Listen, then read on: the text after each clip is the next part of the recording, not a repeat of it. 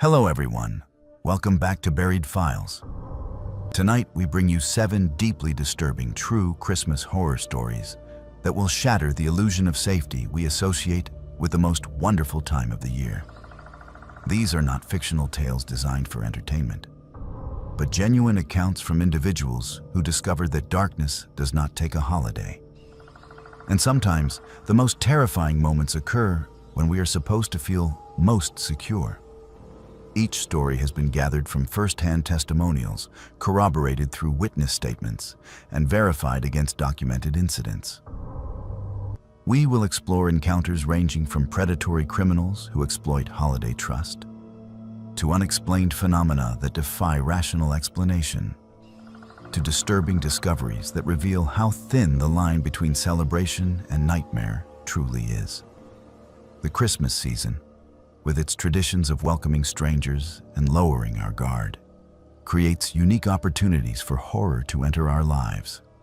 If you appreciate authentic horror content that confronts the genuine darkness lurking beneath festive lights and forced cheer, subscribe to Buried Files and activate the notification bell so you never miss our investigations into real terror.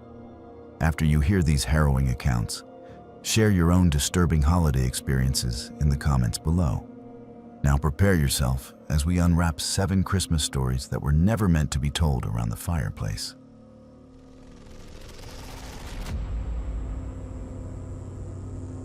When people talk about Christmas miracles, they never mention the kind that almost gets you killed. My name is Clara, and the year I turned 14, I learned that even something as innocent as Christmas caroling can be used as bait by someone who understands how much we all want to believe the season is still pure. I grew up in a quiet town in Connecticut where everyone knew everyone, where wreaths appeared on doors the day after Thanksgiving, and where my grandparents' street turned into a glowing tunnel of lights every December. I loved it. I loved the candles in the windows, the smell of wood smoke, the way sound seemed softer when the snow fell. I honestly believed Christmas was the one time of year when nothing truly bad could happen. My grandparents had a tradition they never missed. Every Christmas Eve, after dinner, they would turn the TV off, make hot chocolate, and sit in the living room waiting for the carolers.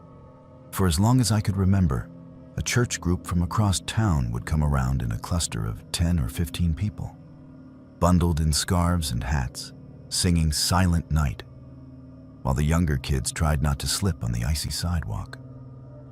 My grandmother would always say the same thing. If you ever need proof there is still good in the world, listen to people singing in the cold for no reason, but to make strangers feel less alone. That year, I believed her. By the next morning, I never would again. It started snowing around 6 that evening. The flakes were big and wet, sticking to the window panes and turning the street into something out of a postcard.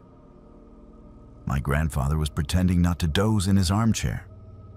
My grandmother kept going to the kitchen for just one more cookie, and I was curled up on the couch with a blanket and a book I was not really reading. Every few minutes, one of us would peek through the curtains to see if any figures were moving out on the sidewalk. I kept imagining a crowd of bundled shapes, the faint start of "Oh, come all ye faithful" drifting in from the cold. The house felt safe and warm, the kind of safe that makes you careless. The doorbell rang a little after 9. It sounded too sharp in the soft quiet of the house, and all 3 of us jumped. My grandmother laughed, smoothing her sweater, and said, "That will be them." She told me to check the front window to see which group it was this year. I remember running to the window with this childish excitement building in my chest, pressing my face into the cold glass and breathing a cloudy circle into it. I expected to see a crowd. There was only one person standing on our porch. It was a girl, maybe a few years older than me. She was wearing a long dark coat and a red knit hat pulled low, with her hair tucked up underneath. Her cheeks were flushed from the cold, and she cradled a songbook in her gloved hands. She looked up as I peeked through the curtain and smiled, as if she knew exactly where my face was, behind the glass. There was nothing overtly scary about her, but something about a lone caroler on a night when there was always a group made my stomach tighten for a moment. My grandmother opened the door before I could say anything. A wave of cold air rolled into the living room. The girl's voice was soft but clear. "Good evening," she said. "Sorry to bother you this late. I am with the church group on Oak Street, but the others were not feeling well, so I decided to continue the route alone. Would you like to hear a carol?" My grandmother loved people too easily. She smiled at the girl the same way she smiled at the checkout clerks, the mailman, the kids selling candy bars for school. "Of course, dear," she said. Come, let us hear you." The girl tilted her head and began to sing "Silent Night." I remember being struck by how beautiful her voice was. Pure, steady, the kind of tone you associate with choirs in big stone churches. It echoed strangely in the front hall, mixing with the creak of the old house settling in the cold. My grandfather had come to stand behind my grandmother, and even he looked affected by it, his eyes half closed. When she finished the verse, my grandmother clapped her hands together. "That was lovely," she said. "You must be frozen. Do you want to come in for a minute and warm up? We have hot chocolate." The girl hesitated for exactly the amount of time you would expect from someone who did not want to impose, but secretly hoped you would insist. Her smile widened just a bit. "Oh, that is very kind," she said. "Just for a moment, if that is all right." I remember a flicker of unease then. I cannot explain why. It might have been the way her eyes moved past my grandmother's shoulder before she stepped inside, scanning the room, lingering for a second on the hallway that led to the back of the house. It might have been nothing more than the fact that I had never seen a caroler come inside before. I opened my mouth to say something, but my grandfather had already stepped aside to let her in. The moment the door closed, the house felt different. The warmth that had seemed comforting just seconds before felt thick, almost suffocating. The girl unwrapped her scarf, slipped off one glove, and held the songbook close to her chest. She looked around with an expression that I might have called admiration if it had not been so careful. "You have a beautiful home," she said. "Have you lived here long?" My grandmother beamed. "Oh, for 30 years at least. We raised our children here. Now they send us their children for the holidays, so we do not get lonely." The girl's eyes slid to me, and for a moment I felt as if I were being measured. "This is our granddaughter," my grandfather said. "She is staying with us this Christmas. Her mother is working nights at the hospital." The girl nodded. "That is good. No one should be alone at Christmas." There was something off in the way she said it, a strange emphasis, like it was less a sentiment and more an observation. My grandmother put a hand on my shoulder and told me to pour the guest a mug of hot chocolate. I went to the kitchen, pretending not to hurry. As soon as I was out of sight, I stopped and listened. The girl lowered her voice, but I could still hear snatches of it. "Always wanted to see inside this house. Here it is one of the oldest on the street." My grandfather chuckled. "Old, yes. The basement is older than the rest, but it is solid." "Basement?" the girl said. "Is that the door down there?" I leaned just far enough to see into the hall. Her gaze was fixed on the narrow door at the end of the corridor, the one that led to the basement steps. My grandparents kept it locked. Always. I never questioned that before. My grandmother called my name, and I forced myself to fill the mug, to bring it back, to act normal. The girl accepted it with a murmur of thanks, but she did not drink. She just cradled it, letting the steam rise against her face, her eyes still wandering around, as if she were mapping the place. "How much longer until your group finishes?" my grandfather asked. "Not long," she said. "They might catch up any minute." There were no other voices outside. The street was completely silent. After a few minutes of small talk, the girl asked if she could use the bathroom. My grandmother pointed her down the hall to the left, just before the basement door. The girl smiled, set the untouched mug on a side table, and walked away. The sound of her footsteps faded. The house grew quiet again. Too quiet. I realized I had not heard the bathroom door close.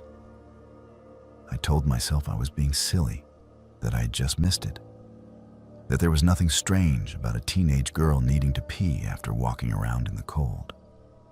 But the longer it stayed silent, the more the hairs on the back of my neck lifted. My grandmother went to collect the empty mugs in the kitchen. My grandfather sat back down in his chair with a sigh. I stood in the middle of the living room, listening so hard my ears rang. Finally, I could not stand it. I walked to the hall, trying to act casual in case she stepped out and saw me. The bathroom door was open. The light was off. The basement door was slightly ajar. We never left that door open. I knew that as surely as I knew my own name. I stopped a few feet away, my heart pounding in my throat. Cold air, somehow colder than the draft from the front door, seemed to seep up from the gap. I could not hear anything from below, but I felt something, a presence, the sensation of being watched from a dark place. "Grandma?" I called, my voice sharper than I intended. "Where did she go?" My grandmother appeared behind me, wiping her hands on a dish towel. She followed my gaze, and for the first time that night, I saw something like fear on her face. "Your grandfather locked that," she said. "I saw him do it after he checked the furnace this afternoon." She reached out and pushed the door.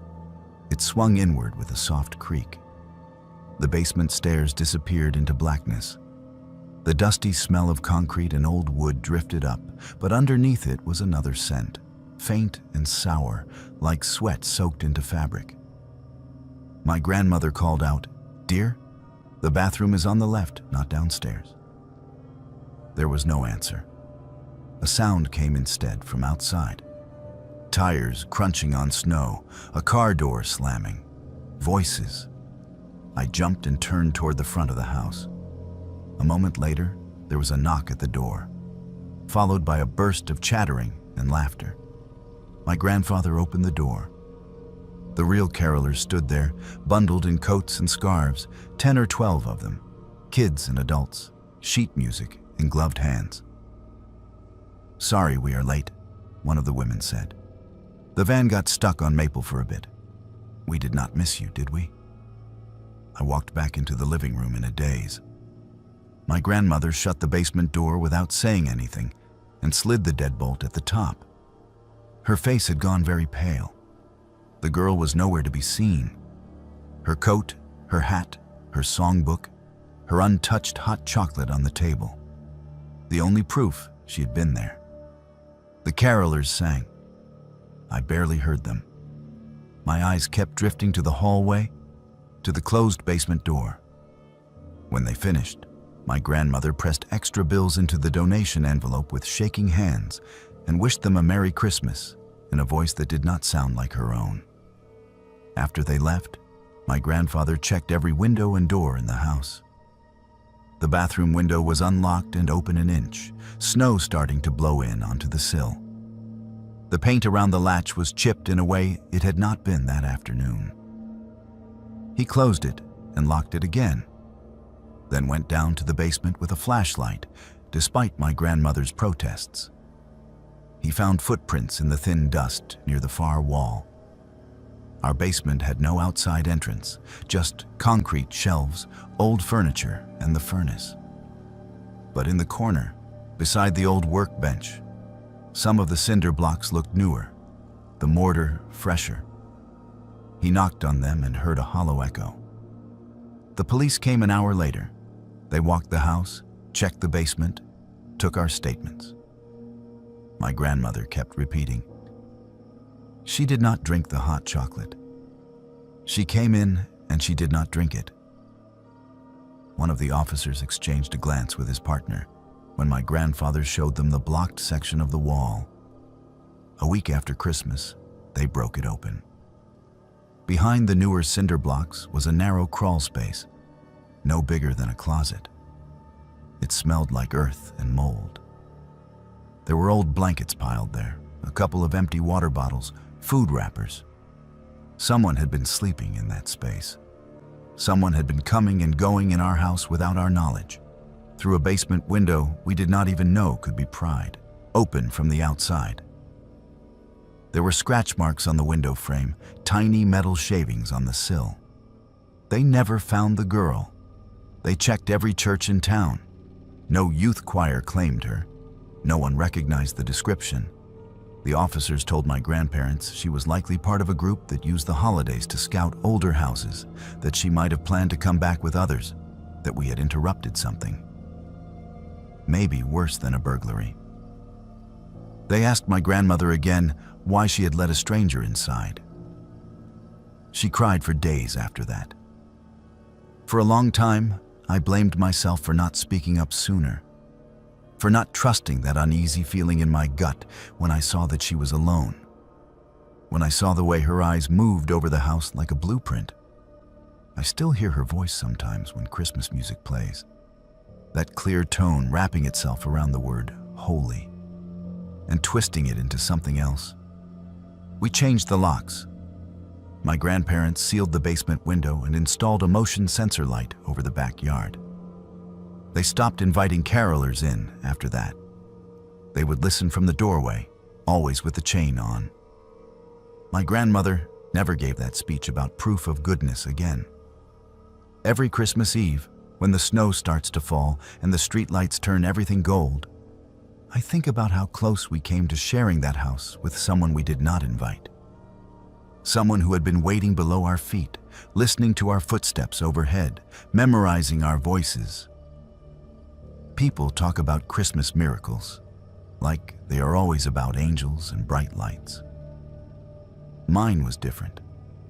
Mine was the sound of a van getting unstuck on Maple Street, and the sight of a group of real carolers arriving just in time to prove that the girl standing in our living room did not belong to any choir at all.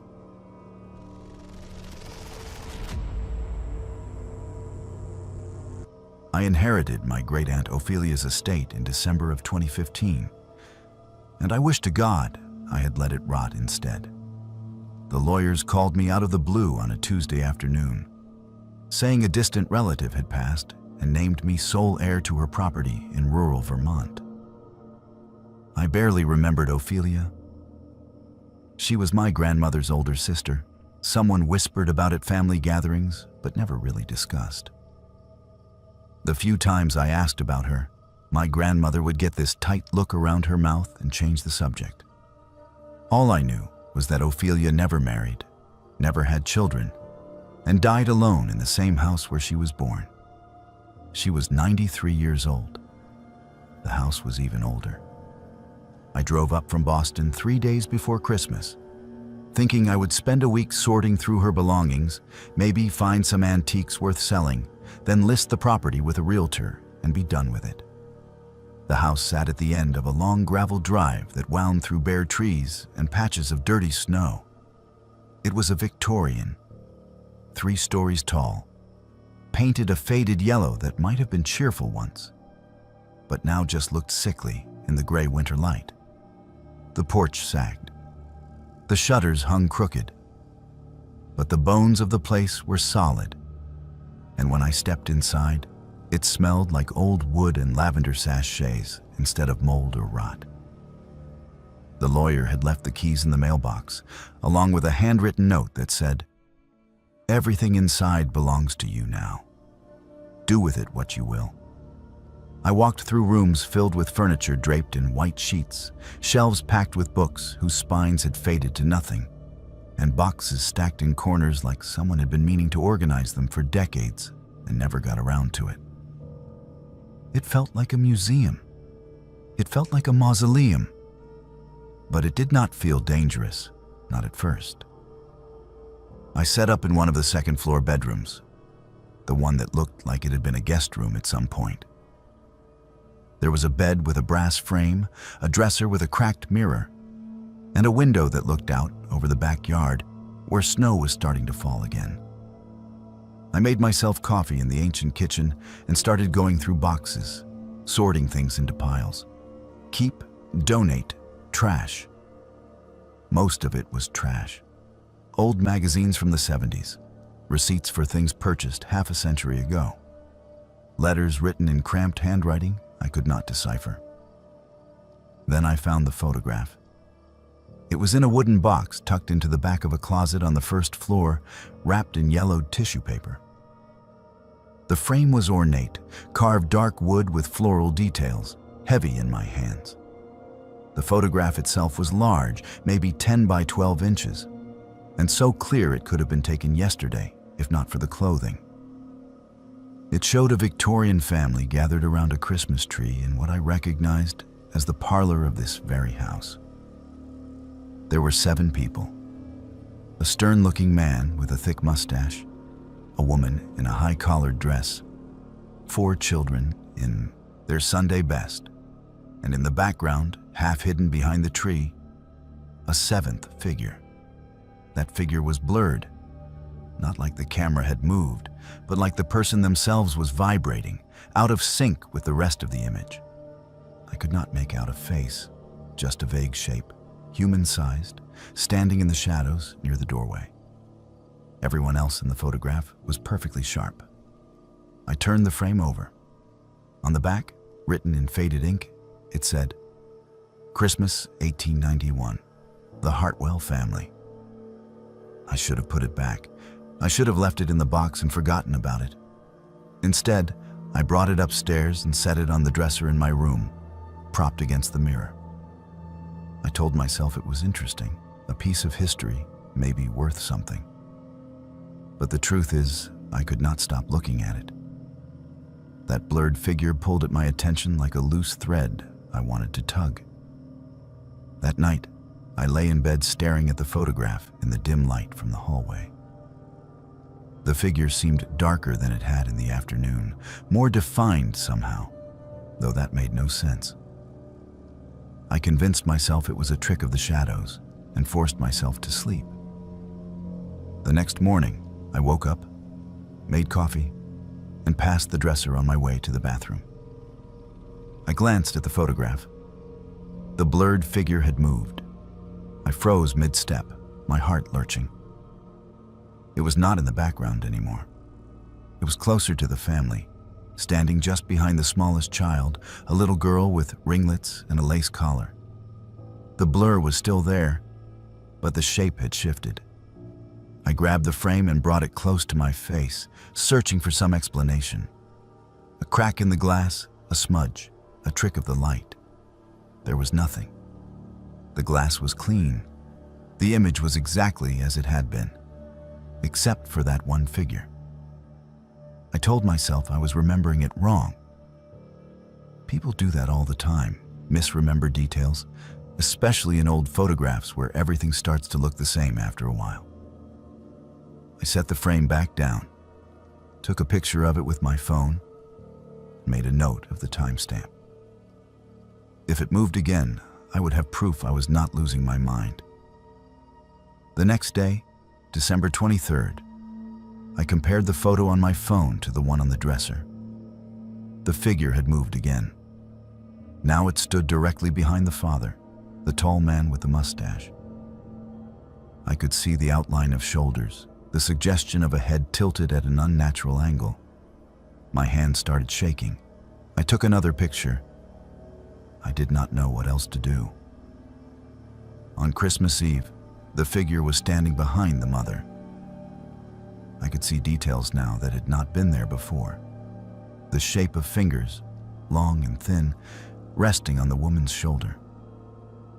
The photograph was changing. Something inside it was moving closer to the family, one person at a time, and I could not explain it, and I could not stop looking. That night, I could not sleep.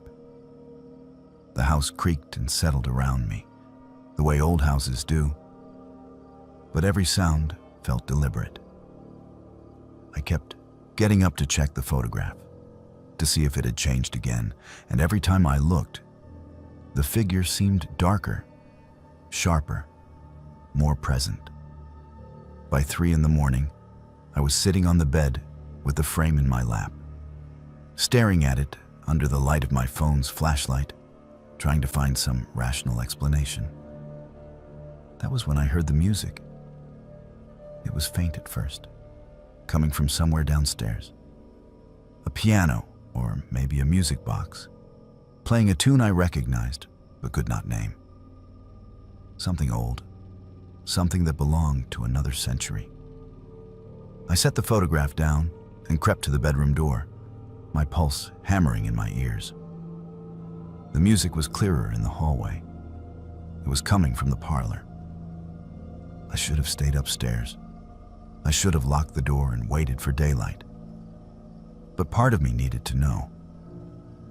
I went down the stairs one at a time, gripping the railing, my breath shallow. The music grew louder. It was not a recording. It had the mechanical quality of something being played on an old instrument. Notes slightly out of tune, tempo uneven. The parlor door was open. The room was dark except for a faint glow coming from the corner where the Christmas tree would have stood in the photograph. I stepped inside. The music stopped. I stood there in the silence, my heart slamming against my ribs, and reached for the light switch. My fingers found it. The overhead light flickered on. The room was empty. No piano, no music box. Just furniture covered in sheets and dust thick enough to show that no one had been in here for months. But in the corner, near the window, there were marks in the dust on the floor. Footprints, small, like a child's, leading from the doorway to the center of the room, then stopping. I ran back upstairs, grabbed the photograph, and turned it over. The blurred figure was gone. I searched the image, my eyes darting over every face, every shadow, every corner of that parlor from 1891. The family stood frozen in their poses, smiling stiffly at the camera. But the figure that had been moving closer to them, day by day, was no longer there. I heard a sound behind me, a faint creak like weight settling on old floorboards. I turned. There was nothing there. Just the empty hallway, the dim light from the bedroom, the silence pressing in. But I could feel it. I could feel something watching me.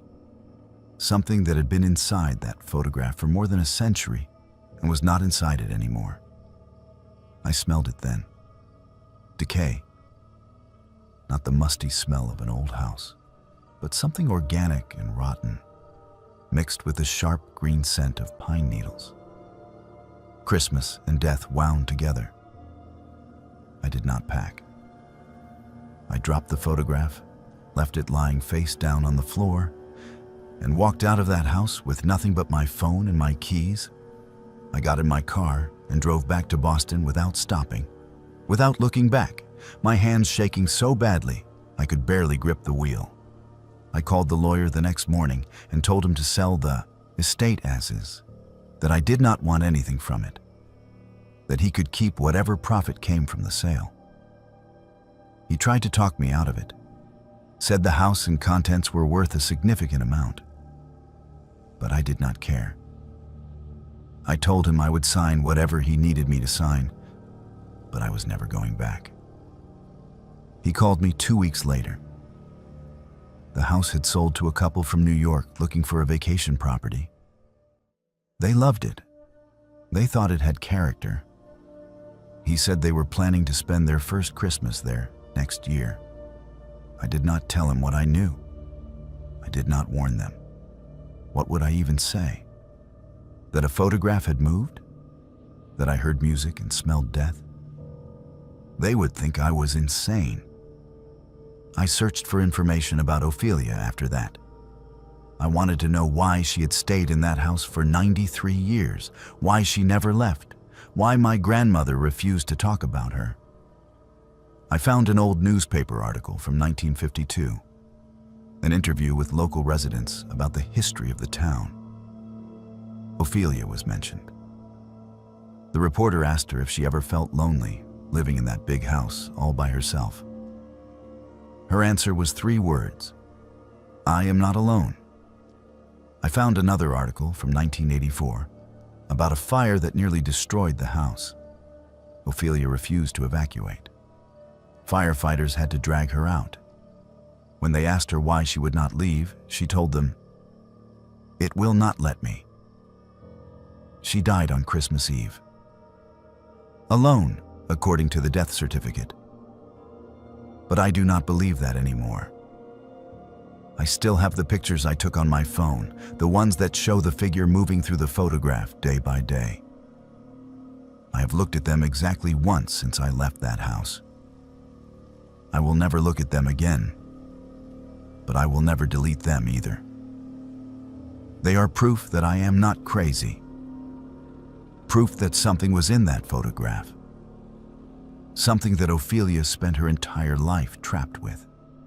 And proof that I let it out. The new owners sent the lawyer a thank you card last Christmas. He forwarded it to me, thinking I might want to see that the house had gone to a good home. The card had a photo on the front. The couple, smiling, standing in front of the fireplace in the parlor. Behind them, on the mantel, I could see the edge of a wooden frame. They had found the photograph. They had put it back up. I wanted to call them. I wanted to warn them. But what would I say that would not sound like the ramblings of someone who had lost their mind? And maybe I am wrong.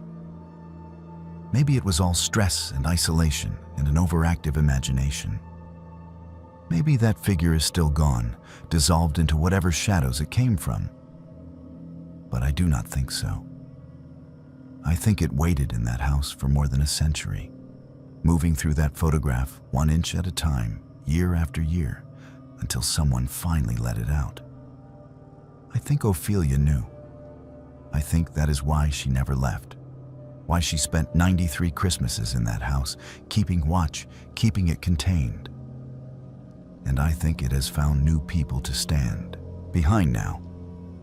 New faces to move toward, one day at a time, while they hang stockings and trim the tree and never notice the figure getting closer in the photograph on their mantel. I hope I'm wrong. But every Christmas Eve, at exactly 3 in the morning, my phone buzzes with a notification. No message, no caller. Just a push alert that wakes me from whatever restless sleep I have managed to find. And when I unlock the screen, just for a second before it goes dark again, I see an image I did not take. A photograph I did not save. It is me, standing in my apartment. And behind me, blurred and out of focus, there is something else.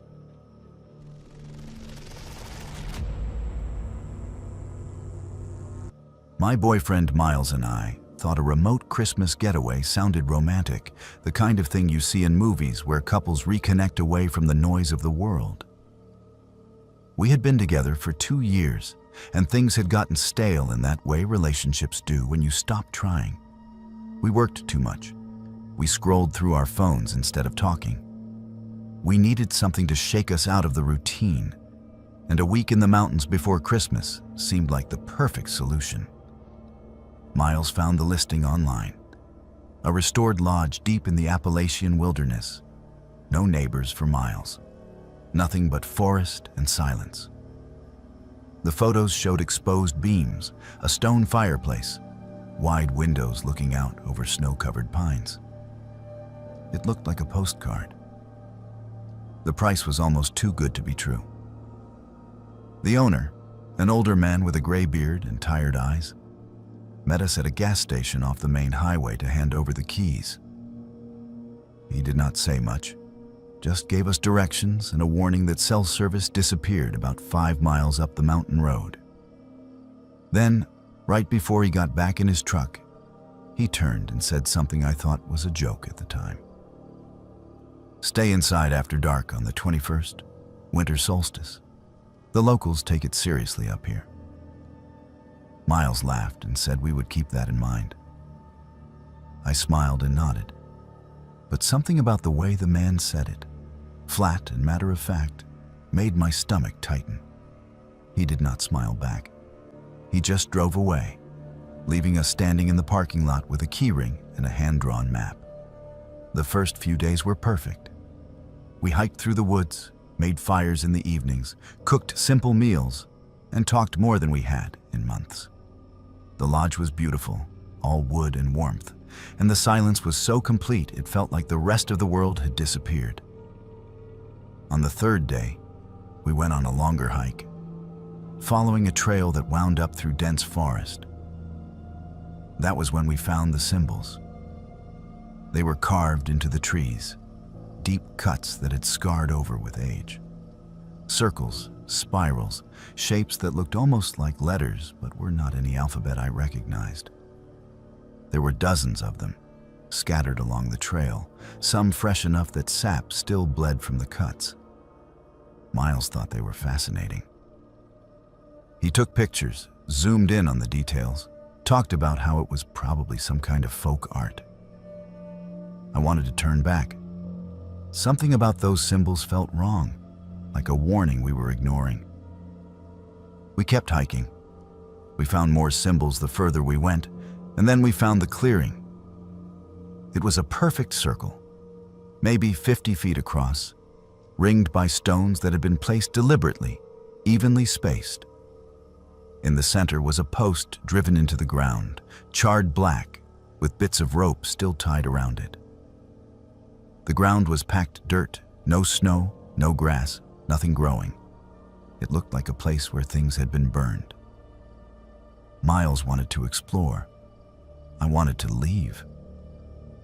We compromised by staying only a few minutes, long enough for him to take more pictures, and then we hiked back to the lodge. That night, I could not shake the image of that clearing. The way it felt empty and full at the same time, like something invisible was standing there, watching us. December 21st arrived faster than I expected. Winter solstice, the shortest day of the year. Miles had forgotten the owner's warning entirely, but I had not. I kept thinking about it as the afternoon faded into evening, as the light outside turned gray and then black. By 6, it was fully dark. By 7, I was standing at the window, looking out into the forest, feeling like something was about to happen. That was when we heard the chanting. It started faint, so faint I thought I was imagining it, a low rhythmic sound carried on the wind. Miles heard it too. He got up from the couch and joined me at the window, his face pressed close to the glass. The sound grew louder. Voices, dozens of them, moving through the trees. Then we saw the lights, torches, a long line of them, winding through the forest like a glowing snake. The flames reflected off the snow, turning the woods orange and red. We watched as the procession moved closer, and I realized they were heading toward the clearing we had found. Miles grabbed his phone to record, but the screen would not turn on. Dead, completely drained, even though it had been at 70% an hour ago. Mine was the same. No power, no signal. No way to call anyone or document what we were seeing. The figures reached the clearing. We could see them now, at least their shapes. Dark silhouettes in robes with hoods that hid their faces. They formed a circle around the stones, their torches held high, and the chanting grew louder. Words I did not recognize in a rhythm that made my teeth ache. One of them stepped into the center and placed something on the post, something with antlers, a deer skull crowned with bone. Miles whispered that we should go closer, that we could see better from the ridge. I told him absolutely not, that we needed to lock the doors and stay inside. He argued. He said it was probably just some local tradition, some harmless solstice celebration, and we were being paranoid. I told him the owner warned us. I told him those symbols in the woods were not for decoration. We were still arguing when the chanting stopped. The silence that followed was worse than the noise. It was the kind of silence that meant something had hurt us. The figures in the clearing stood frozen, their torches flickering. And then, as one, they turned toward the lodge. I grabbed Miles by the arm and pulled him away from the window.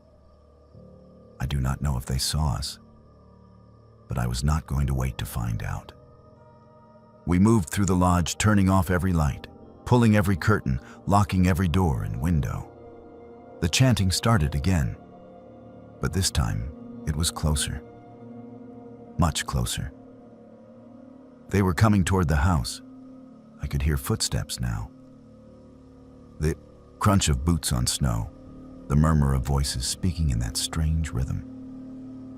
Miles was breathing hard, his face pale, all his curiosity gone. We crouched in the kitchen, away from the windows, and listened as the sounds surrounded the lodge. They were everywhere, circling us. Then I heard my name. Not shouted, whispered. Dozens of voices, all saying my name in unison, drawn out and wrong like they were tasting it. Miles heard it too. He looked at me, his eyes wide and mouthed. How do they know? I did not have an answer. We had not told anyone in town our names. We had barely spoken to anyone except the owner. But they knew. They were calling me over and over, a chant within a chant. The footsteps stopped at the doors, at the windows. I could hear something scraping against the wood, a soft, dragging sound, deliberate and slow. Then something hit the door. Not a knock, but a thud, like someone had leaned their full weight against it. The hinges creaked. Miles started to cry. I held his hand and tried not to make a sound. The scraping continued for hours. The chanting never stopped. At some point, I realized they were placing things against the house, objects I could hear but not see, dragging them across the porch, stacking them against the walls. The smell of smoke began to seep through the cracks. Not wood smoke, but something organic, something that made my eyes water. I do not remember when I fell asleep. Exhaustion took over, or maybe my mind just shut down to protect itself. When I opened my eyes again, it was dawn. The gray light of morning filtered through gaps in the curtains. The house was silent. Miles was already awake, sitting with his back against the kitchen cabinets, staring at nothing. Neither of us spoke. We waited another hour, listening before we finally worked up the courage to look outside. The clearing was empty. The torches were gone. But the lodge was surrounded. They had built structures against every door and window, woven frames made from branches and bone, tied together with dried grass and sinew. Symbols were scratched into the wood siding, the same symbols we had seen in the forest, covering every surface. And hanging from the eaves, swaying slightly in the breeze, were bundles of holly and bone, twisted into shapes that looked almost like dolls. Our truck tires had been slashed, all 4 of them, cut so deeply the rims had sunk into the gravel. We did not talk about what to do. We just started walking. 8 miles down the mountain road, stumbling through snow, jumping at every sound. The sun was high by the time we reached the gas station. The owner was there, sitting behind the counter, and when he saw us, he did not look surprised. "You stayed inside, did not you?" he said. I nodded. Miles could not speak. "Good," the owner said. "That is why you are still here." He drove us back to town without another word. We got a tow truck for the vehicle, paid for new tires, and left that same day. Never asked the owner what would have happened if we had gone outside. I never asked what the symbols meant or who those people were. I did not want to know. Miles and I broke up 3 months later. We never talked about that night, not once. But it sat between us like a wall. Some things are too heavy to carry together. I still think about the way they knew my name. I still hear it sometimes, late at night when the house is quiet, a whisper just at the edge of hearing. I tell myself it is my imagination. I tell myself we were lucky. But every year on the winter solstice, I make sure every door is locked and every light is on, and I do not look out the windows after dark.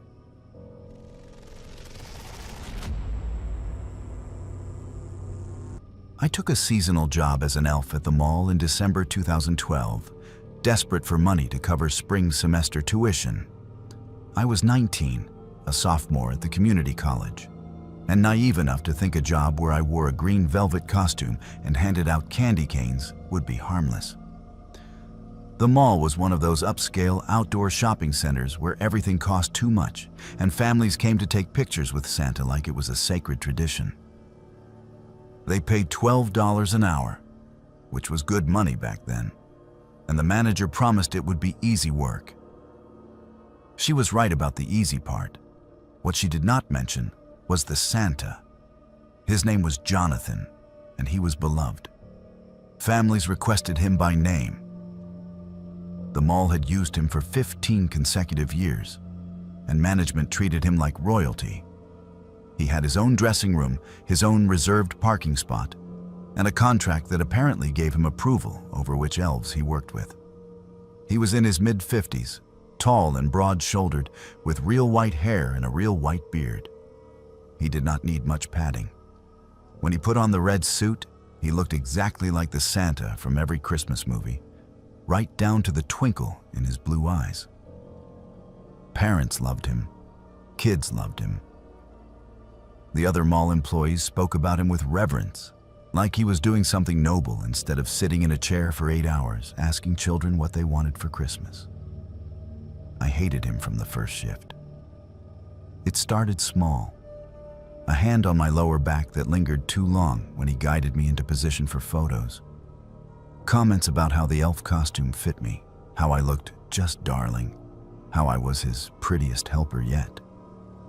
He stood too close when he talked to me, his breath warm on my neck, his voice dropping to a whisper that parents waiting in line could not hear. I told myself I was overreacting. He was a grandfather, a mall fixture, a man everyone trusted. I was just a broke college kid who needed the job.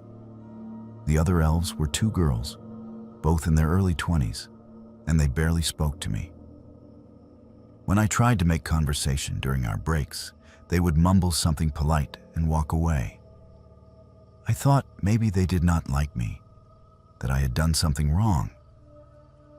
It took me a week to realize they were afraid, not of me, of him. One afternoon, the mall was slow.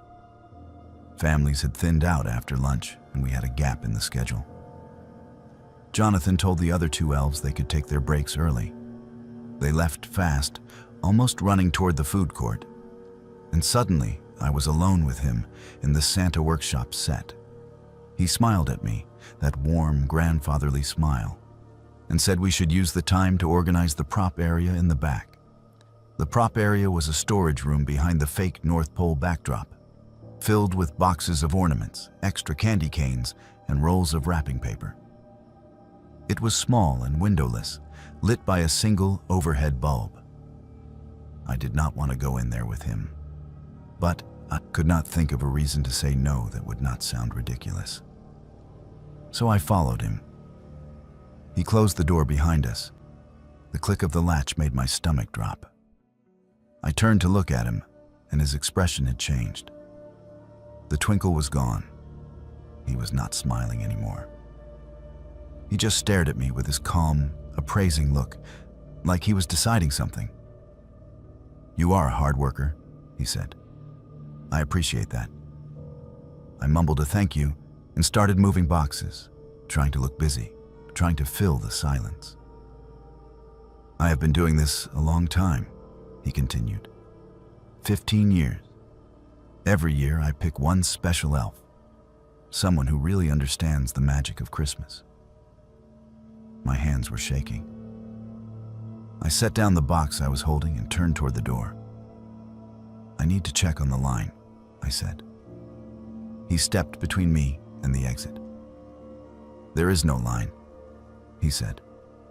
"I sent them away, remember?" He was close now, close enough that I could smell the peppermint on his breath and the stale sweat under his costume. He reached out and touched my hair, tucking a strand behind my ear. "You are special," he said. "I knew it the first day. You have that look, innocent, trusting, just like Emily, and Rachel before her, and the girl before that. I do not even remember her name." I felt the room tilt. He was telling me something, confessing, and he did not care that I could hear it because he did not think it mattered. He did not think I would do anything about it. "I have been doing this for 15 years, he said again, his voice soft and proud. "No one has ever said a word. Do you know why?" I shook my head, my throat too tight to speak. "Because I am Santa," he said, smiling now. "I bring in $50,000 in photo revenue every season. I am the reason families come to this mall instead of the one across town. Management knows that. They protect me. So even if you tried to say something, even if you ran out there right now and screamed, no one would believe you. I am a grandfather. I volunteer at the children's hospital. I have awards." He leaned closer, his hand sliding to my shoulder. "So, why do we not just make this easy?" he said. "You are my special elf this year. That is an honor. Other girls have understood that. I do not know what I would have done if my body had not reacted on its own." The fear hit me so hard and so fast that my stomach twisted, and before I could stop it, I vomited. Not politely, not a little bit. I bent over and threw up everything I had eaten that day, right onto his black boots. He jumped back, cursing, his face twisted in disgust. The spell broke. He was not calm anymore. He was angry, furious, yelling about how disgusting I was, how I had ruined his costume. He unlocked the door and shoved it open, shouting for someone to bring him towels. I ran. I did not grab my coat. I did not clock out. I ran through the mall, still in my elf costume, and I did not stop until I was in my car with the doors locked. I tried to report him. I went to mall management the next day, told them everything he had said, everything he had implied. The manager listened with a tight smile and then told me Jonathan had already filed a complaint about me. He said I had made inappropriate advances toward him and that he had to reject me, which was why I got sick. Stress, he called it, embarrassment. They fired me. They said my behavior was unprofessional and that I was clearly not a good fit for a family-friendly environment. Jonathan stayed. He finished out the season. He came back the next year and the year after that. I started looking for the other girls. Emily, Rachel, the one whose name he could not remember. I found them through social media, through old employee directories, through sheer stubborn determination. It took me 6 months, but I found 8 of them. 8 girls over 10 years, all with the same story. All told they were lying, all dismissed because Jonathan was Santa, and Santa does not do things like that. We reported him together. 8 statements, all consistent, all detailed. The local news picked it up. The mall could not ignore it anymore, not with that much attention. They let him go. Quietly, no charges, no arrest. Just a termination and a settlement offer if we signed non-disclosure agreements. Most of the girls signed. They wanted it to be over. I did not. I refused the money, and I told anyone who would listen what had happened. The mall threatened to sue me for defamation. They said I was damaging their reputation. I told them to go ahead. They never did. Jonathan disappeared after that. I do not know where he went. I do not know if he found another mall, another Santa gig, another set of elves to choose from. I hope he did not. I hope someone else recognized the look in his eyes and stopped him before he could start again. But I do not believe that. Men like Jonathan do not stop. They just move. Every December, I see mall Santas, and I wonder. I see the elves standing beside them, young girls in green velvet and striped tights, smiling for the cameras. I wonder if they feel that hand on their back that lingers too long. I wonder if they hear comments whispered just low enough that no one else can hear. I wonder if they are told they are special. And I wonder how many of them will report it, and how many will be told that no one will believe them because the man in the red suit is a grandfather, a volunteer, an institution. Because he is Santa, and Santa does not do things like that. I do not celebrate Christmas anymore. I have not since 2012. People ask me why, and I tell them I am just not in the spirit. They nod and say they understand that the holidays can be hard. They think I am talking about loneliness or family drama or something normal. I let them think that. It is easier than explaining that I cannot walk past a mall Santa without my hands shaking, that I cannot hear jingle bells without feeling sick, that I spent my 19th Christmas learning that the people we trust to protect children are often the same people who hurt them, and that no one wants to believe it because it ruins the magic. Jonathan took that from me. Not just the holiday, but the belief that someone would listen, that the truth mattered more than tradition, that being right was enough. I got none of those things. What I got was a lesson about power, about who gets believed and who gets erased, about how a red suit and a white beard can be better armor than any lie. I hope the other girls are okay. I hope they found a way to move past it that I have not. I hope Jonathan is alone somewhere, forgotten, powerless. But every year when December comes and the mall decorations go up and I see those photos of smiling children on Santa's lap, I think about the girl standing just off camera in the green velvet dress, and I wonder if she is okay. I wonder if anyone has asked her. I wonder if anyone would believe her if she said she was not.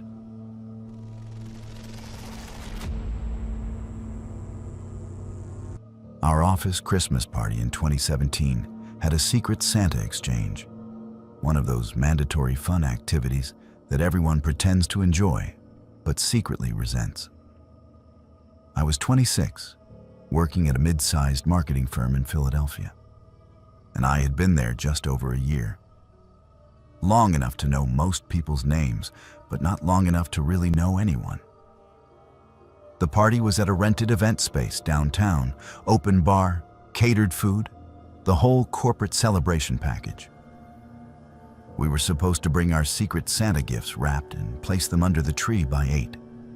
The exchange would happen at 9, right before the speeches and awards. I had drawn Eleanor's name. She worked in accounts, a quiet woman in her early 30s who kept to herself. I had maybe spoken to her 3 times in the entire year, short conversations about deadlines or meeting rooms, nothing personal. I did not know what she liked, so I bought her a candle from one of those expensive stores, something that smelled like vanilla and came in a glass jar with a ribbon. Safe, impersonal, exactly what you give to someone you do not know. I placed my gift under the tree when I arrived, grabbed a drink and tried to blend into the background while my co-workers got progressively louder and drunker. At 9, our boss gathered everyone around for the exchange. We had done a number system. Everyone drew a number from a hat. And when your number was called, you picked a gift from under the tree. I was number 14. I waited through the first 13 people. watching them unwrap wine bottles and gift cards and those desk toys that are supposed to relieve stress. When my number was called, I walked to the tree and grabbed a medium-sized box wrapped in red paper with a silver bow. It was heavier than I expected. I brought it back to my spot, and everyone watched as I tore off the wrapping. Inside was a scrapbook. The cover was plain black leather, no title, no decoration. I opened it, expecting maybe some kind of office joke, a collection of memes or printouts from company emails. What I found instead made my hands go numb. The first page had a photo of me. Not a photo someone had taken at work or pulled from social media. A candid shot taken from a distance of me sitting in a coffee shop. I was looking down at my phone, unaware of the camera. I did not recognize the coffee shop at first, and then I did. It was the place 2 blocks from my apartment, the one I went to every Saturday morning. I turned the page. Another photo. Me leaving my building, wearing my gym clothes, headphones in. Another page. Me at the grocery store, reaching for something on a shelf. Another. Me on a date sitting across from someone at a restaurant, laughing. My heart started pounding. I flipped through the book faster. There were dozens of photos. Me walking my neighbor's dog. Me getting my mail. Me sitting on a bench in the park. Me through my apartment window, visible from the street, washing dishes, in my kitchen. Every photo had a caption written beneath it in neat handwriting. Dates, times, notes about what I was wearing, where I was going, who I was with. 7:42 a.m., coffee shop, black sweater, looked tired. 3:15 p.m., grocery store, bought wine, must be expecting someone. 9:30 p.m., kitchen, hair down, beautiful. Someone had been following me for months, taking pictures, writing notes, documenting my life. I looked up from the scrapbook, my vision blurring. The room had gone quiet. People were staring. Someone asked if I was okay. I could not answer. I held up the book, my hands shaking, and someone took it from me. I heard gasps, murmurs, the sound of pages turning. "What the hell is this?" someone said. Our HR director took the book, her face going pale as she flipped through it. She looked at me, then at the tree, then at the room full of people. "Who made this?" she said, her voice sharp. "This is not funny. Whoever did this needs to speak up right now." No one moved. No one said anything. The HR director checked the gift tag still attached to the wrapping paper. There was no name, just my number written in marker. She went to the sign-up sheet, the one where we had all written down who we drew for Secret Santa. My name was next to number 14. The person assigned to buy my gift was Eleanor. Every head in the room turned toward her. Eleanor was standing near the back, her face white, her eyes wide. She shook her head. "That was not me," she said.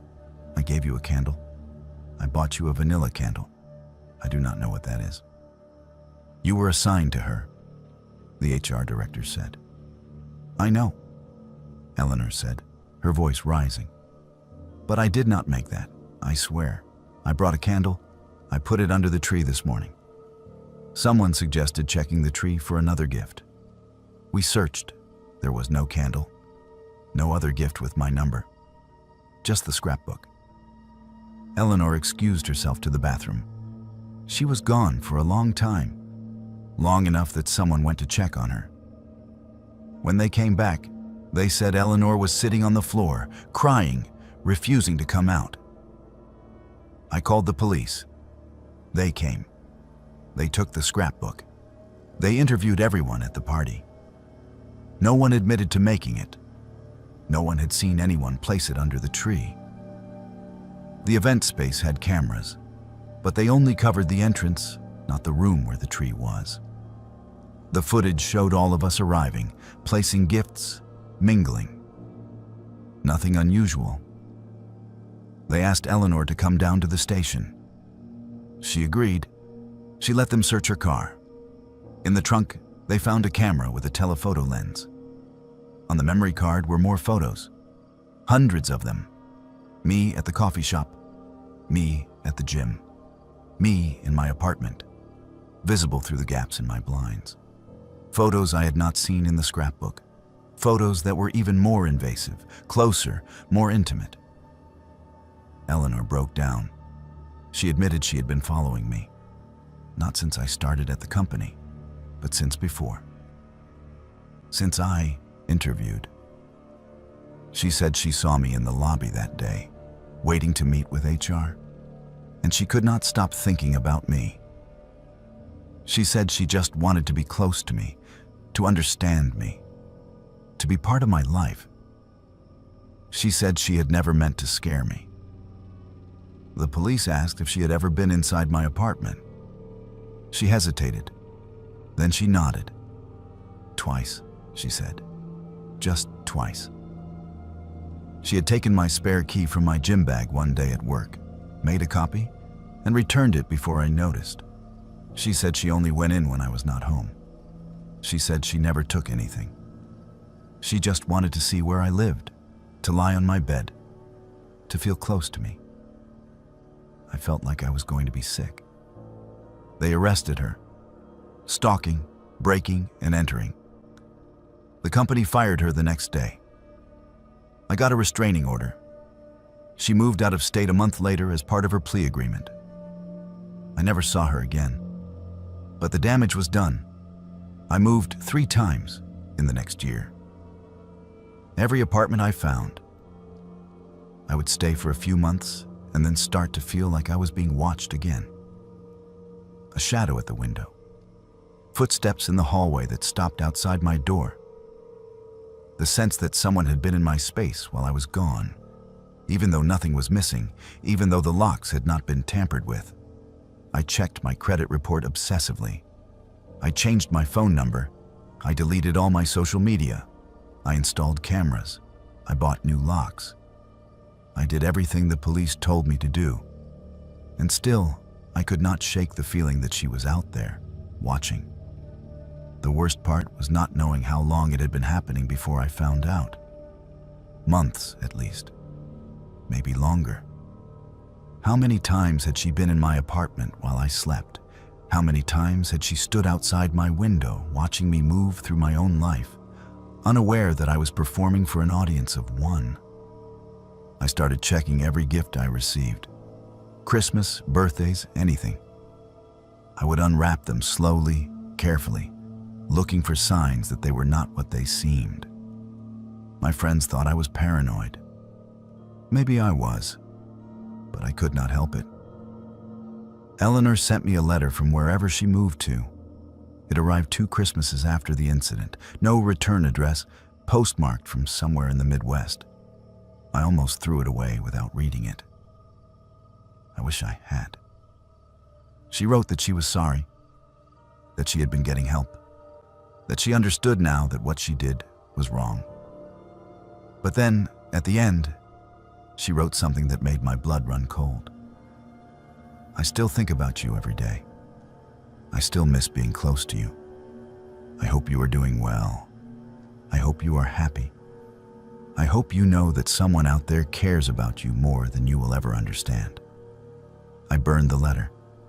I reported it to the police, but there was nothing they could do. She had not threatened me. She had not violated the restraining order. She had just sent a letter. I have not celebrated Christmas since. I do not go to office parties. I do not do Secret Santa.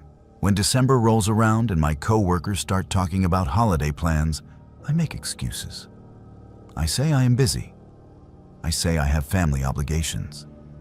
I do not tell them the truth.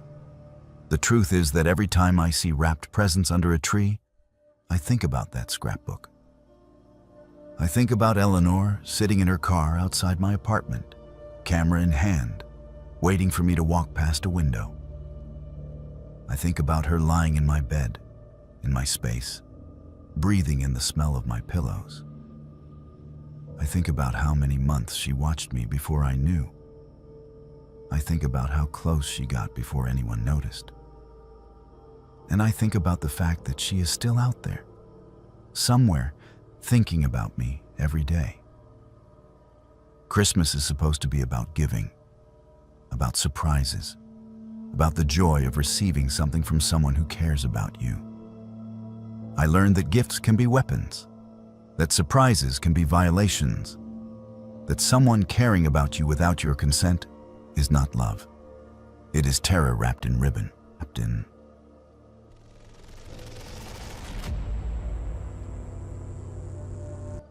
On Christmas morning 2009, every radio in our house started playing the same thing, and to this day, no one has been able to explain it.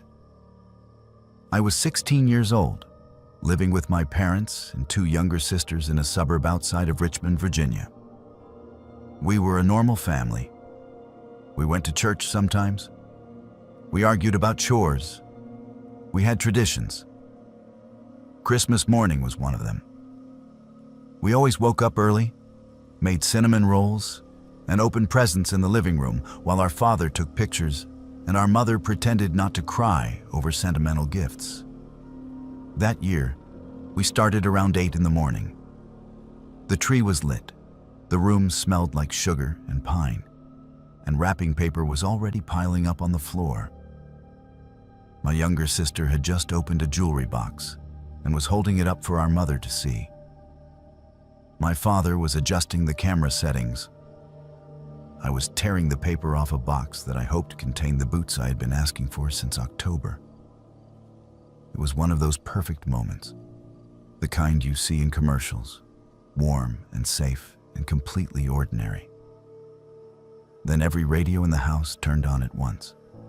The kitchen radio, the alarm clocks in the bedrooms upstairs, the old boombox in the basement, my father's workshop radio in the garage. All of them simultaneously, broadcasting the same thing, not music, not static, a voice. It was a man's voice, deep and calm, with an odd accent I could not place. Southern, maybe, but not quite. Old-fashioned in the way he pronounced certain words, formal and careful. And he was talking about us. "Merry Christmas to the Harrison family," the voice said. "I hope you are enjoying your morning. I see the youngest has received the jewelry box. The pearls inside belonged to her great-grandmother, did they not?" My father dropped the camera. My mother stood up so fast she knocked over her coffee. We all looked at each other, frozen, listening. "And the middle child," the voice continued, "is hoping for boots. Black leather, size 7. They are in the box she's holding. I think she will be pleased." I looked down at the box in my lap. I had not opened it yet. I tore off the rest of the paper with shaking hands. Inside were the boots. Black leather, size 7. "The father is worried the camera batteries will die before he finishes taking pictures," the voice said. "They will not. He charged them last night, though he does not remember doing it." My father ran to the kitchen. We heard him yank the plug out of the wall. The radio kept playing. "That will not help," the voice said, almost gently. "I am not coming from the outlet." My mother grabbed the cordless phone and started dialing 911. Her hands were shaking so badly she had to try twice. She held the phone to her ear and waited. Nothing. No dial tone, no ringing. Just silence. "The phone lines are fine," the voice said. "But I would prefer you not call anyone just yet.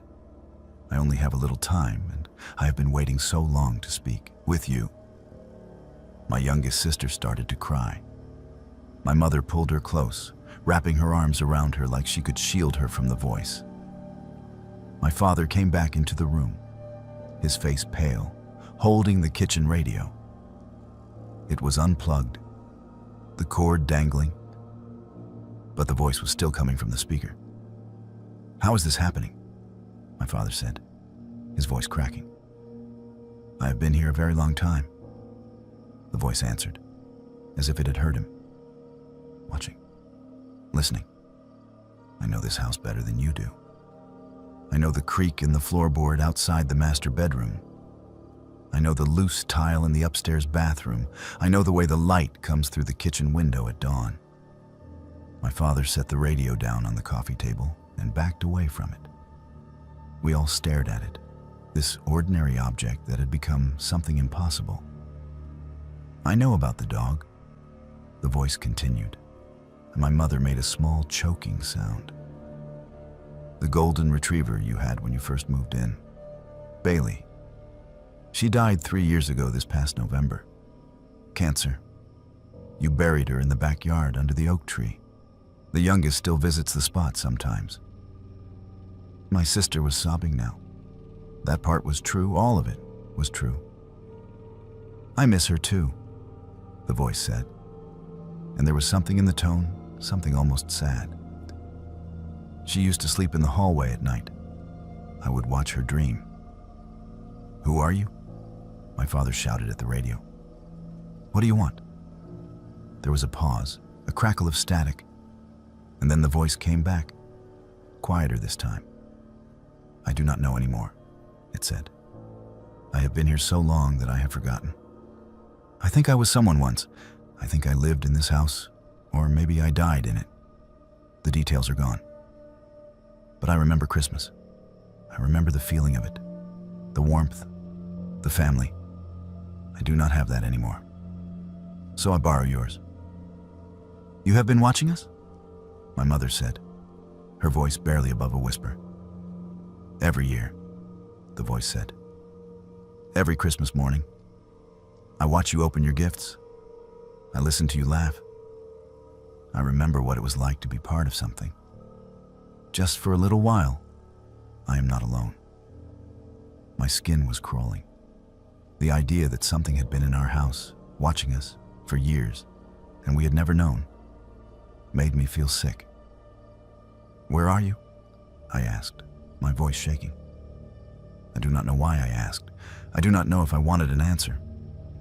The voice paused again, longer this time, as if it was thinking. Closer than you think, it finally said. Further than you would believe. The room felt colder. I pulled my knees to my chest, suddenly aware of every shadow, every corner, every space where something could be hiding. I do not mean to frighten you, the voice said. I know that I do. I know that this is wrong, but it is the only thing I have left. One morning a year, I let myself be part of your family. I let myself pretend that I belong. You need to leave, my father said, his voice firm despite the fear in his eyes. You need to leave us alone. I will, the voice said. I always do. When the time comes, I will go back to wherever I go, and I will wait another year. But before I leave, I want to say thank you. Thank you for letting me be here. Thank you for the memories. We did not let you, my mother said, anger breaking through the fear. We did not invite you. We do not want you here. The voice did not respond to that. Instead, it said something that made my blood turn to ice. Merry Christmas, Harrison family. I will see you next year. And then, at exactly 8:34 in the morning, every radio in the house went silent. Not off. Silent, the static returned, the hum of electricity. And then, one by one, they switched back to their normal stations. Christmas music, news, weather reports. We sat there for a long time, not moving, not speaking. Finally, my father got up and checked every radio in the house. They were all functioning normally. He called the phone company. The lines were fine. He called the police. They came, took a report, asked questions we could not answer. They checked for signs of a break-in. There were none. They suggested it might have been some kind of pirate radio signal, a prank, a hacker. But they could not explain how it had come through radios that were not plugged in. They could not explain how the voice knew details about our family that no one outside our house could have known. We never found an explanation. We had the house blessed by a priest. We replaced all the radios. We did everything we could think of to make ourselves feel safe again. But every Christmas morning since, we gather in the living room at 8, and we go quiet. We do not open presents. We do not turn on the radios. We just sit and wait, listening to the silence, waiting to hear if Hugh comes back. He never has. But I think about him. I think about what he said about being alone, about borrowing our family for one morning a year because it was the only thing he had left. I think about the fact that someone has been in our house for years, maybe decades, watching us live our lives, and we never knew. I think about the way he knew Bailey's name, the way he knew where she was buried, the way he said he missed her too. I moved out when I turned 21. I live 3 states away now. I have my own apartment, my own life, my own traditions. But every Christmas morning, I unplug every radio in my home. I turn off my phone. I sit in the silence and I listen. I have never heard his voice again. But sometimes, when the house is very quiet, I feel like I am not alone. Like something is watching me, not with malice, but with longing. Like something is borrowing my morning, my warmth, that's my life, because it has nothing else. I do not know if that makes it better or worse. I do not know if Hugh is still in my parents' house, waiting for another Christmas, or if he has moved on to somewhere else. I do not know if he is a ghost or something stranger, something that exists in the spaces between radio waves and memory. All I know is that every year, my parents call me on December 25th, and the first thing they say is, "He did not come back." And every year, I do not know if I am relieved or sad, because part of me wonders what it would be like to be so alone that the only connection you have to the world is one morning a year, listening to a family that does not know you exist. Part of me wonders if that is not haunting. It is just loneliness.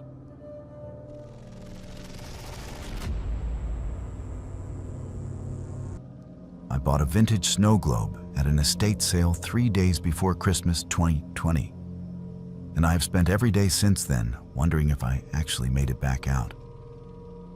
The sale was in an old neighborhood in Baltimore, one of those streets where the row houses lean slightly toward each other like they are sharing secrets.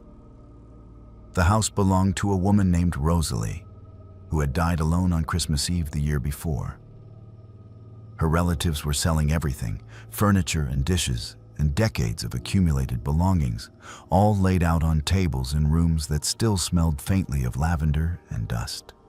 I collect vintage Christmas items, ornaments, postcards, anything with that particular quality of old holidays, when decorations were made of glass and paper instead of plastic. I was looking through a box of tree toppers when I saw the snow globe sitting on a side table, half hidden behind a stack of books. It was beautiful. The base was carved wood, dark and heavy with details that had been worn smooth by years of handling. Inside the glass dome was a Victorian parlor scene, a family gathered around a Christmas tree. The figures were incredibly detailed, painted with care, their faces tiny but distinct. A father, a mother, 4 children in old-fashioned clothing. The tree was decorated with miniature ornaments, no bigger than pinheads.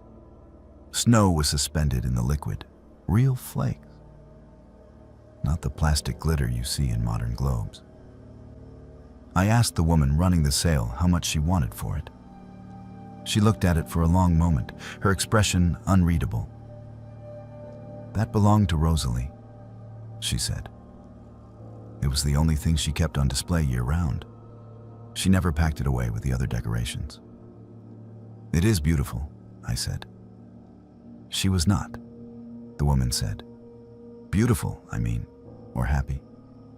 I am her niece, and I only saw her smile once in my entire life, at my wedding. And even then, it looked like it hurt her. I did not know what to say to that, so I just waited. $10, the woman finally said. Take it.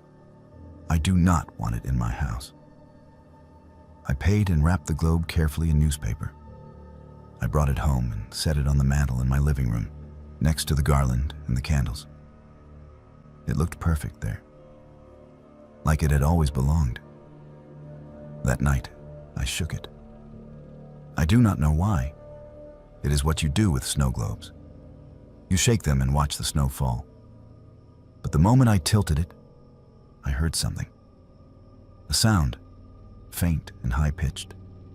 That might have been the liquid sloshing inside, or might have been something else. Something that sounded like screaming.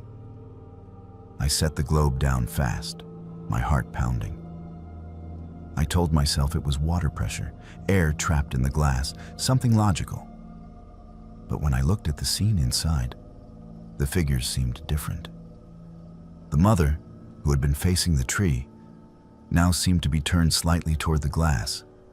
Her mouth, a tiny painted dot, looked open. I did not shake it again that night. The next morning, I picked it up to examine it in better light. The figure had moved. I was sure of it. She was facing the glass now, fully turned away from the tree, and one of the children, the smallest one, was also turned. Both of them seemed to be looking out, their tiny faces pressed close to the inside of the dome. I took a picture with my phone. I do not know why. Maybe I thought I was going crazy and wanted proof. Maybe I just needed to document it. I set the globe back on the mantel and tried to ignore it, but I could not. Every time I walked past, I felt drawn to it. I would stop and stare, trying to see if the figures had moved again, trying to convince myself that I was imagining it. And every day, I would shake it. Just once, just to see. By the third day, all the figures were facing outward. All of them were pressed against the glass, their painted faces distorted by the curve of the dome, their mouths open in silent screams. I stopped sleeping. I could not. Every time I closed my eyes, I saw those tiny figures, trapped in their frozen moment, trying to get out. I became obsessed with the globe. I would sit in front of it for hours, shaking it over and over, counting the times. I do not know why I counted. It felt important. It felt like there was a number I was supposed to reach. 100? I had to shake it 100 times. I do not remember deciding that. It just became true, the way facts are true. I shook it in the morning. I shook it at night. I shook it during meals, during showers, carrying it from room to room because I could not stand to be away from it. On Christmas Eve, I reached 100. I shook the globe one last time, and the glass cracked. Not shattered, just a single thin line running from the base to the top of the dome. Liquid began to seep out, slowly at first, then faster, pooling on the mantel and dripping onto the floor. I tried to catch it, to stop it, but my hands would not work right. Everything felt slow and distant, like I was watching myself from far away. The room tilted, the lights dimmed, and then everything went black. I woke up on Christmas morning. I was lying on the couch in my living room. Sunlight was coming through the windows. The snow globe was on the mantel, intact. No crack, no water. For a moment, I thought I had dreamed the whole thing. A stress hallucination. Too much time alone during the pandemic. I sat up, my head pounding, and looked around. Everything was wrong. Not obviously wrong, just slightly off. The furniture was the same, but smaller, like I was seeing it from a strange angle. The colors were too bright, too saturated. The air felt thick, viscous, like I was moving through liquid instead of space. I stood up and walked to the window. Outside, I could see my street, my neighbor's house, the tree in the front yard. But I could not hear anything. No cars, no birds, no sound at all. I turned back to the living room and saw myself. I was sitting on the couch, holding the snow globe, shaking it slowly. My face was slack, my eyes unfocused. I looked like I was sleeping with my eyes open. I tried to call out, to scream, but no sound came. I ran to the couch, tried to grab my own shoulder, but my hand passed through. I was not there. Or I was there, but not in the right way. I looked at the snow globe in my hands, the version of me that was still solid, still real. And inside the dome, I saw the Victorian family. But there was a new figure now, standing at the edge of the scene, out of place in modern clothing. It was me. I was inside the snow globe. I blinked, and I was back in my body, solid, real, sitting on the couch with the globe in my lap. My hands were shaking. I looked at the scene inside. The new figure was still there, a tiny version of myself, painted in miniature, standing among the Victorians. My mouth was open. My hands were pressed against the glass. I threw the globe across the room. It hit the wall but did not break. It rolled across the floor and stopped at my feet, as if it was asking to be picked up again. I did not pick it up. I grabbed a trash bag, shoved the globe inside, and took it out to the alley behind my building.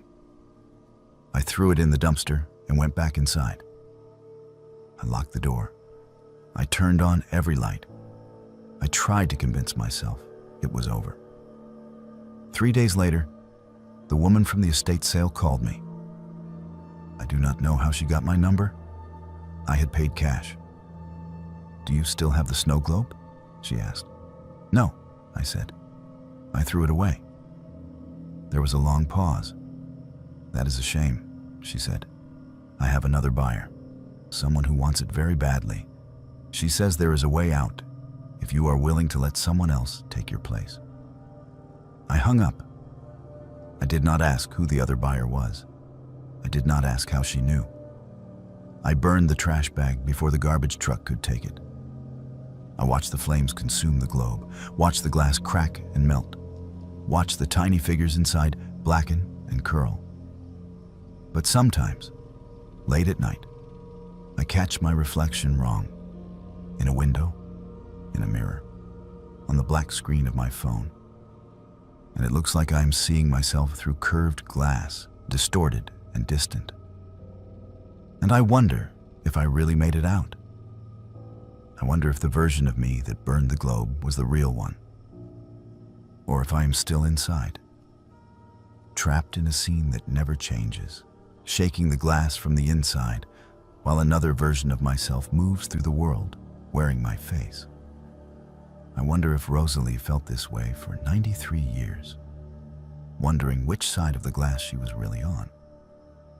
The woman from the estate sale said Rosalie never smiled, that she looked like smiling hurt her.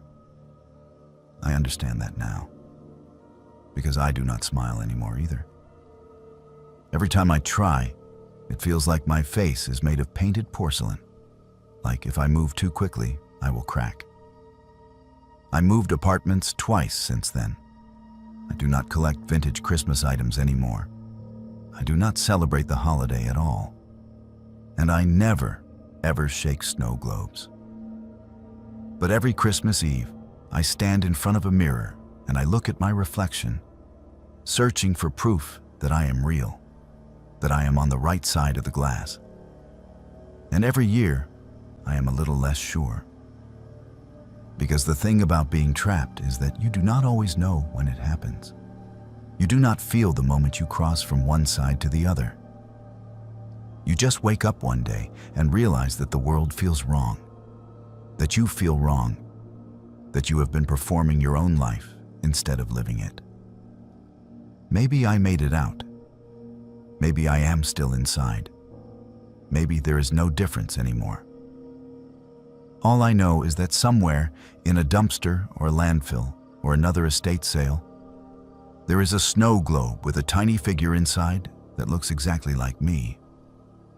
And if someone buys it, if someone takes it home and shakes it 100 times, I wonder what will happen.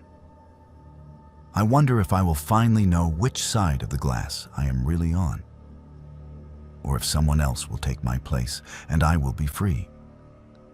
But freedom, I have learned, is just another word for forgetting which prison you are in.